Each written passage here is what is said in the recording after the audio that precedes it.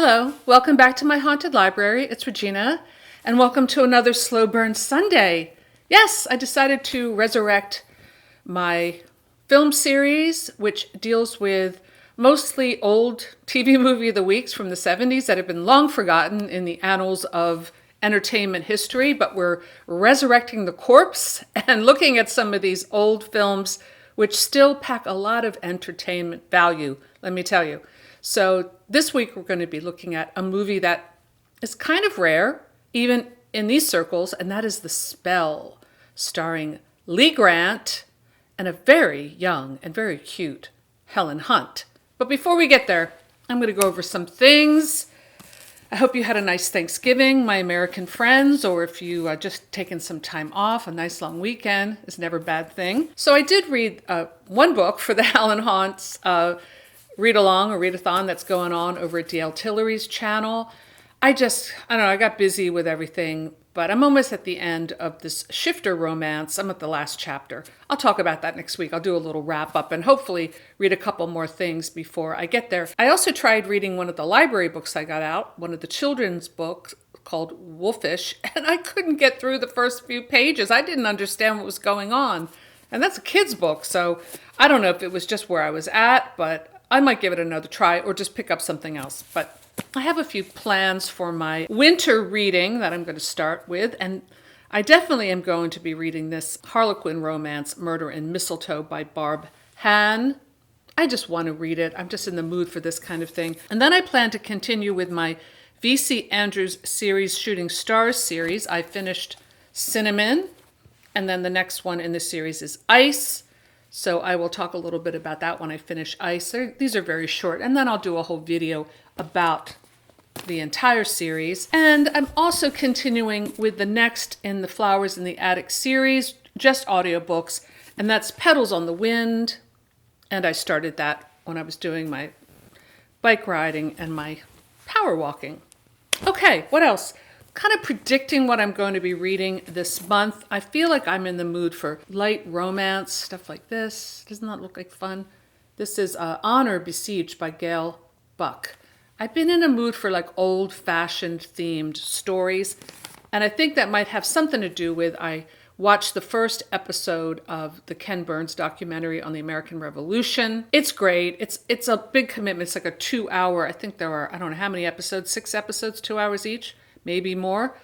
I don't know, but I got through the first one. I say got through. I needed to really focus on it. When it's great, it's pithy, you know, it's involved. And I really like the approach of looking at the story. You know, you have your basic events, your Boston Massacre, your Boston Tea Party, Lexington and Concord, and all of the events leading up to the Revolution, like the French and Indian War. So it's really involved, but I also like how he's including other voices that maybe would never be in a history book, but add to the fabric of what this story means to so many different people in the historical record, and I'm really enjoying it. So let me know if you are watching that as well. There's also a companion book that I'm hinting at for Santa, so we'll see. And then I pulled this off my shelf. I think Patrick may have given me this.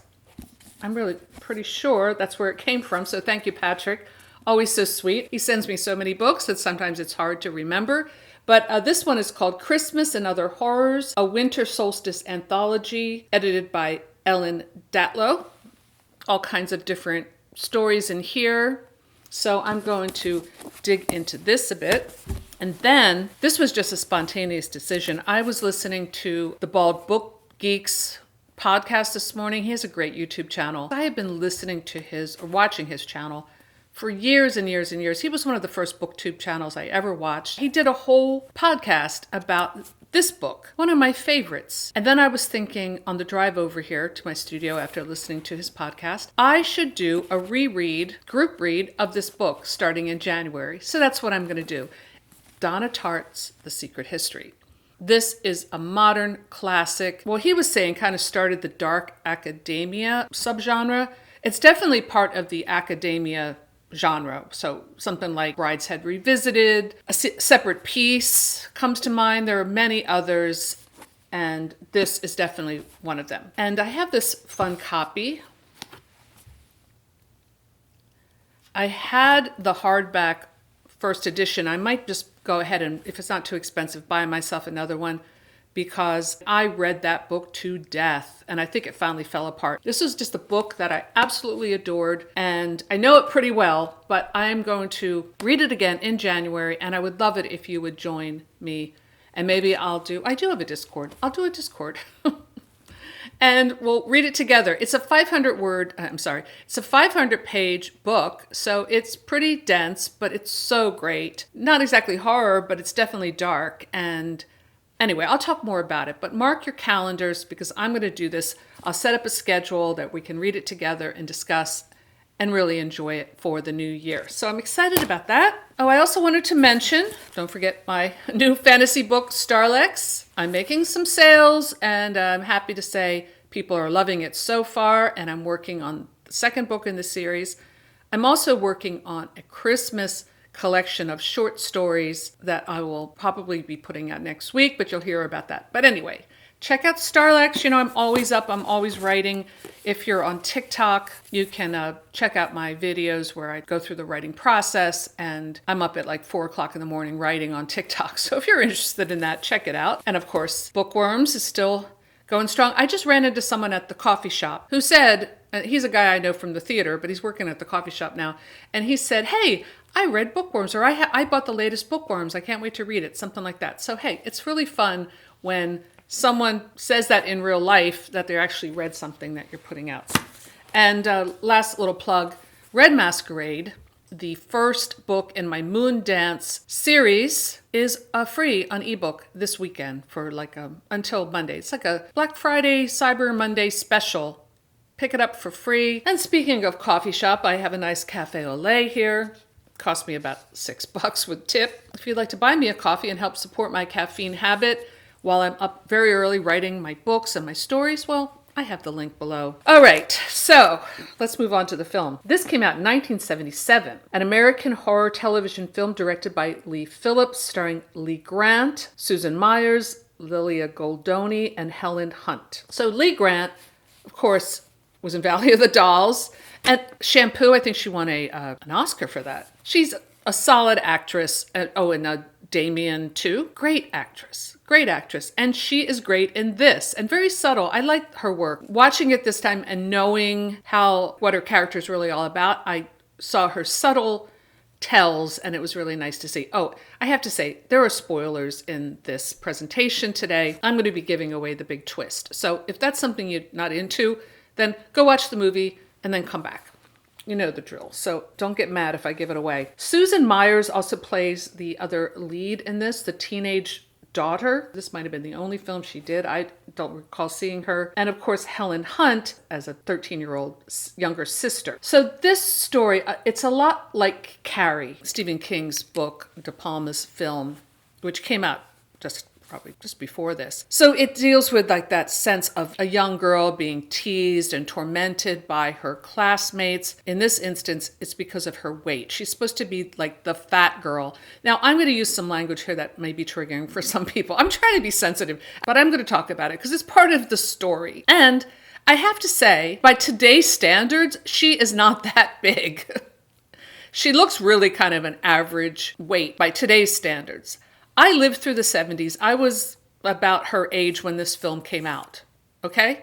All the stuff depicted in this film, the gym class with the girls, you have to climb the rope and the girls are teasing you.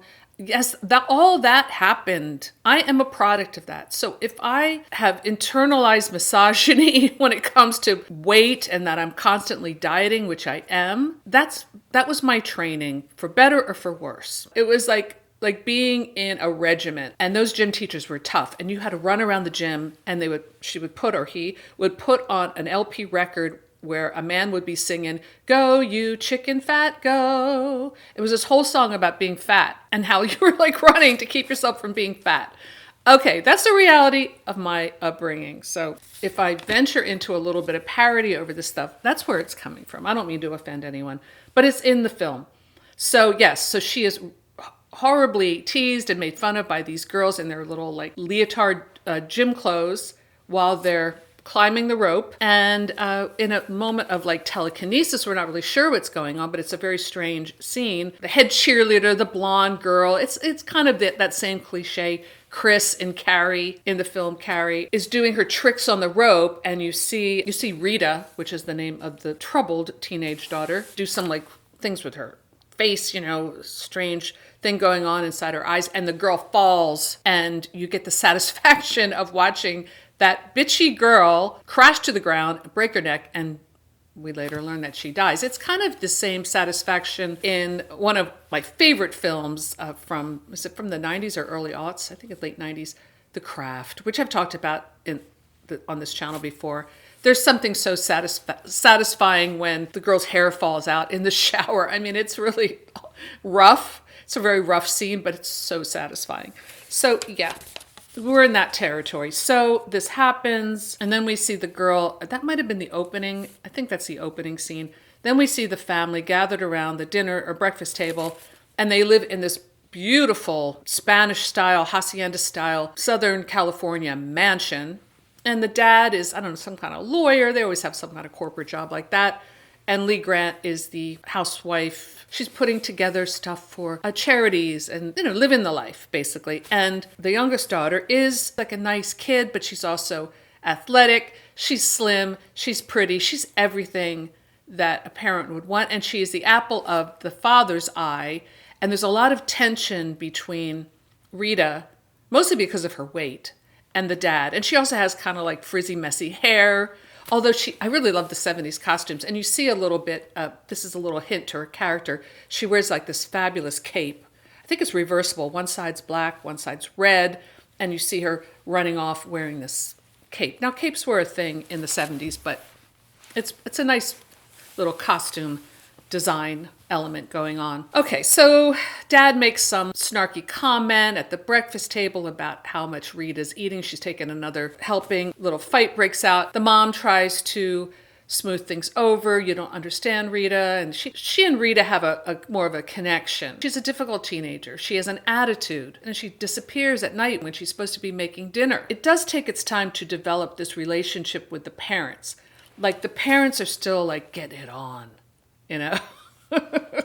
Marion's complaining because the dad's always working, so she wants a little more romance. But there's this really funny scene and I'm sure I did not catch this when I watched this as a teenager, but I caught it now, where the parents are about to, they're getting romantic, and you see them, in embracing, they're kissing, and you see Rita, the teenage daughter, outside the room doing her little, it's almost like she's doing a little bewitched nose thing. I can't do it. I can't twitch my nose. Believe me, I tried when I was a kid.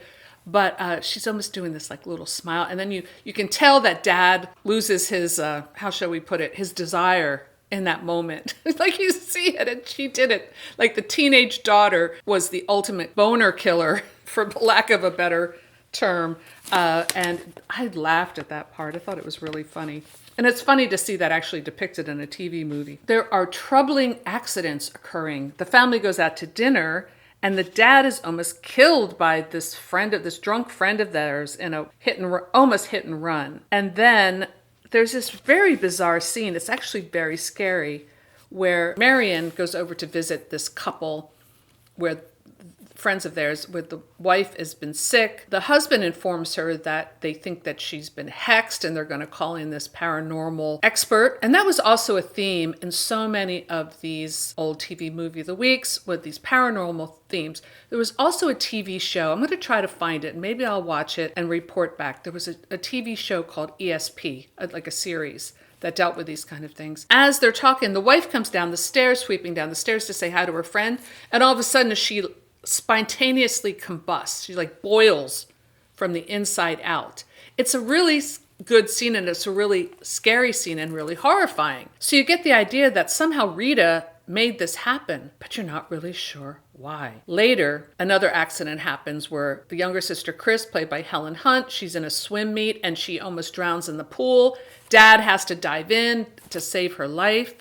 And there's some creepiness going on with the gym teacher. Joe Standish is the name of the gym teacher. So then Glenn, the dad, tells Rita that he's tired of her crap and he's going to send her to this private school in London. And she does not want to go. But he's saying, yes, you're getting on that plane. I'm tired of it. Basically, he wants to get rid of her. So she runs off to visit Joe, the gym teacher, and Marion follows her. So Rita's got her cape going. She's going through the woods. And Marion, the mom, follows her. And Joe and Rita have a confrontation where we learn that Joe, the gym teacher, is actually a witch, a very powerful witch, who caused all these accidents to happen, like the girl falling, the dad almost getting killed by the hit and run, the woman blowing up because she was protecting Rita. And what she now wants to bring forth is a coven of young witches, of which Rita will be one of them because she's very powerful. Well, Rita doesn't like this because then she won't be special. I want to be special. And as Marion is watching through the window, she and Joe have like a witch showdown where one is trying to inflict their power on the other, like through telekinesis. And Rita wins and knocks Joe, the gym teacher, to the ground, who kind of twitches. And there's like newspapers all over the floor. I'm not really sure why. Maybe there was, I think that, because she knocks over a lamp, I think maybe they were going to have like a fire, but that didn't happen. So we cut to the next scene, which is Marion confronting Rita. Marion is the real witch. She is the one with the power. And she passed that on to Rita. And she suppressed it because she wants to be a normal housewife, which to me, like even going back to Bewitched, it would just be much more fun just to be a witch than a normal housewife, I always thought. But mother and daughter are having it out. Now, in this scene, it does feel very much like Carrie and Carrie's mom with knives flying. Rita's flying over kitchen counters and Marion's like dropping chandeliers and all kinds of stuff. It's a big showdown. Okay, so at the end, Marion tells them that if Rita even tries to hurt the family, the dad, the little sister, she will destroy her. So she completely takes over power at the end over her daughter, and Rita just collapses into her arms like the child she is. And then we see the final credits, an image of the tapestry of an owl. It's very 70s. Owls were big in the 70s that Rita was working on. So that is The Spell, and I really enjoyed it. So let me know in the comments below if you've seen The Spell, and if so, what you think. If you plan on doing the Donna Tartt read-along starting in January, or if you have any suggestions for any future Slow Burn Sundays, I would love to hear your thoughts.